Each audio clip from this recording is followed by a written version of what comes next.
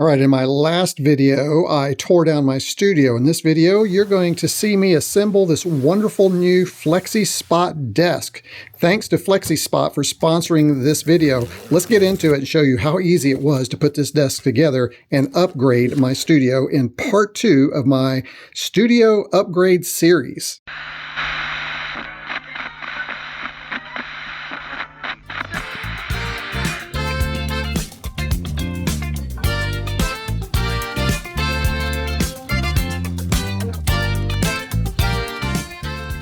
Okay, now that I have everything out of the box, this looks pretty easy. I have to admit, I've done a lot of tables, IKEA tables, but these instructions seem pretty straightforward. I like the looks of them. Looks like we have everything numbered here, which is nice, so it should be easy to find what we're looking for. We have the electronics over here, and then of course we have all the supports. So I'm actually looking forward to putting this together because it does, as I said, seem pretty straightforward.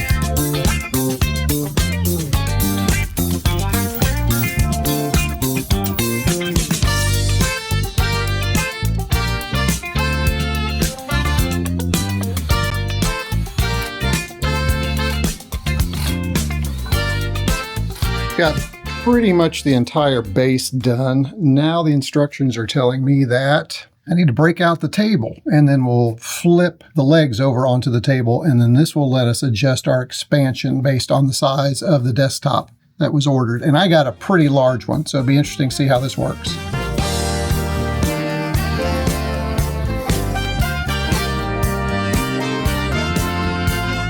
And as you can see here, I chose a really long bamboo table, and I did that as opposed to white because the white one I had, the old IKEA table, was causing just no end of issues with focusing of or autofocus cameras. So I'm hopeful that this grain will help some of that. Boy, this is a beautiful looking table, I will say that. So it looked like these corner protection pieces did what they were supposed to do. This one actually got shattered in shipping. Somebody probably dropped it. But as you can see, there's no damage to the corner. So glad that they thought to include these on each corner. And you can see over here, this one got dropped evidently too and busted.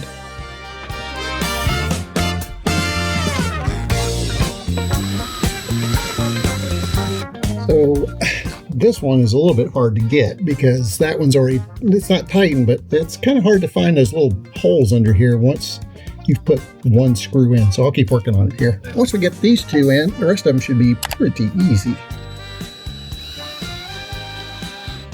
There we go. We're not gonna tighten that down completely until we get the other ones on the other side. All right, let's see if we can get this one. I got lucky with that one. Go over here now, and let's see if we can get this one. That one worked really well. We're good to go. Okay, now I've got this one, I got that one on the other side, I got two more, and then I've got some down the middle. We'll go ahead and get those done now.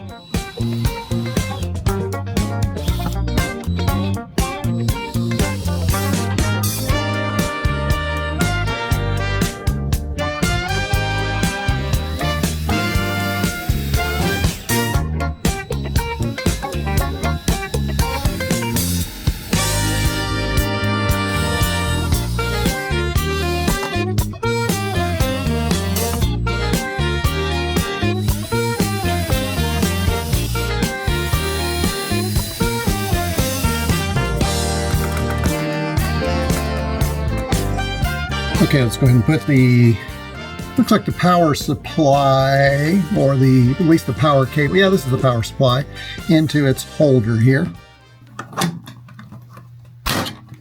And that's nice because that can be moved around as I need it.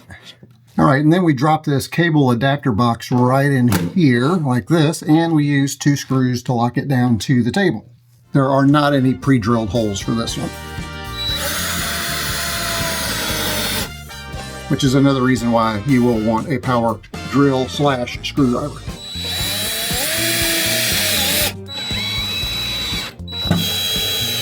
All right, the last thing I need to use screws for is for the control panel right here.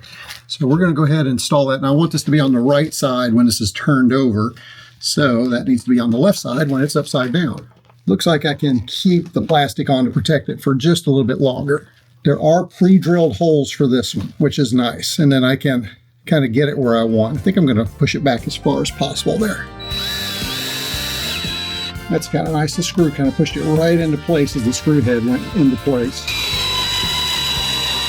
Okay, now all we gotta do is route all the cables. It does not seem too difficult. Looks like we can pretty much do this logically. I'm betting I could figure this out without even really reading the instructions, but we'll go ahead and follow it. I do like that it does give us some cable management built into the table, so we'll take a look at that too.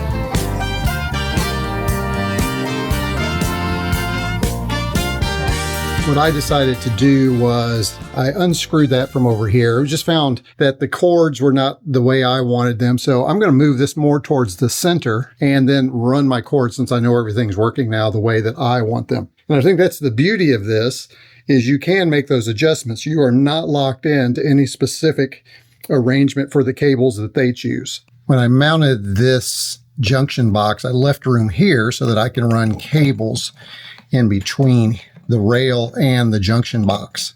Now that we've got the base and the tabletop, I do need to move these supports and then lock them down. As you can see, I can move those.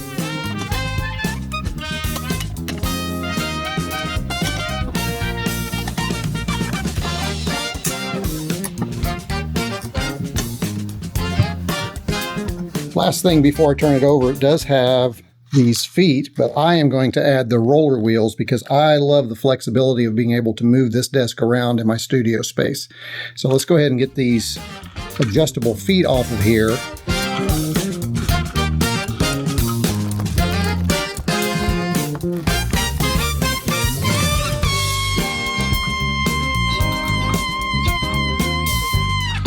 So don't do what I did. And what I did was, there are only 2 locking feet wheels. So you want those on the front. I had both of those on the same side. You don't want to do that. It's going to make things a lot more difficult for you. Okay, now the big thing, and I'm already out of breath from cleaning everything up, but I have to flip this thing over. And I guess I'm going to try and do it by myself. Probably not a smart move. If you have 2 people, you might want to do that. We'll see how it goes. Ooh. Well, that wasn't as bad as I thought it was going to be. And it rolls. Check that out. Quick comparison, here's the old table. Here's the new table. And one of the things I do love is I have this curved in area right here to kind of pull up under with my chair. I like that, especially if there's monitors over here. It gets me closer to the monitors. But look at this. Here's our length. Where this table stops right here, this one continues on for about another quarter or about a third. And of course, now we have controls to raise and lift as opposed to manual. Although I kind of like burning the calories, I will say. Now the goal is to figure out what I'm going to do with this table. I don't think I'm going to get rid of it. I think I have other places in the house I can use it. Now FlexiSpot also provided a cable management tray. Let's open that up right now.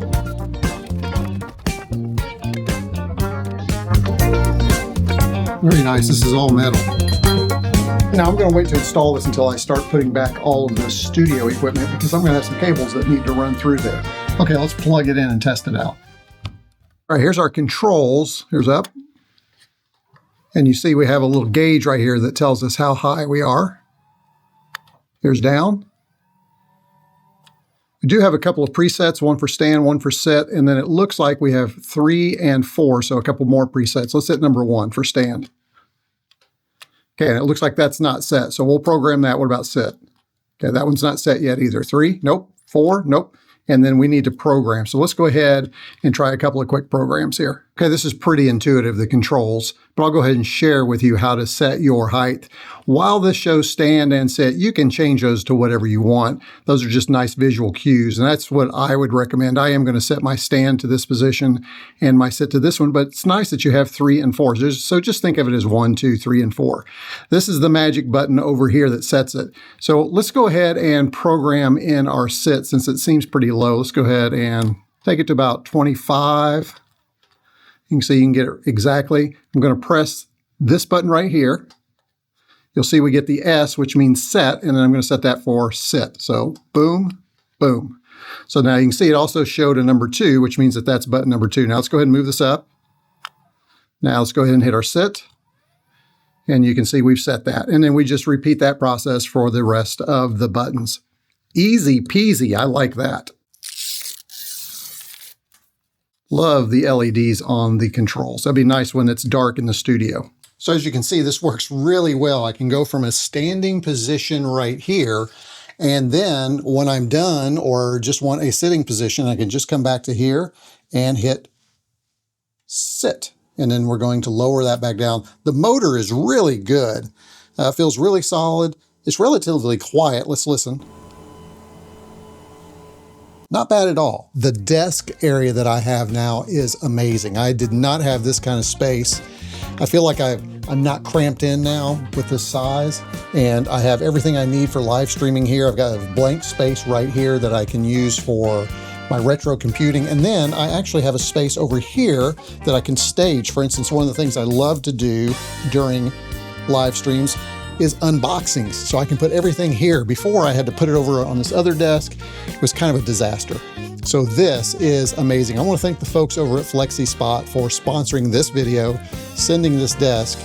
It is going to be a game changer for my channel. So I hope you enjoyed part 2 of my series where I'm redoing my studio. And now what I need to do is finish getting everything set up with my YoloBox Extreme, which a lot of it that's already done. You've seen a kind of a preview in this video, but then in the next video, we're going to take a deep dive into everything I have set up, the features, and then my thoughts on whether the move from the ATEM ISO Extreme to the YoloBox Extreme was the right move for me. I will tell you that I have already live streamed with the YoloBox.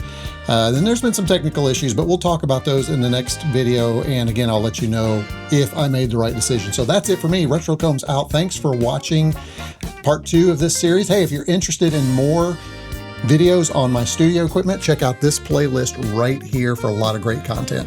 See you next time.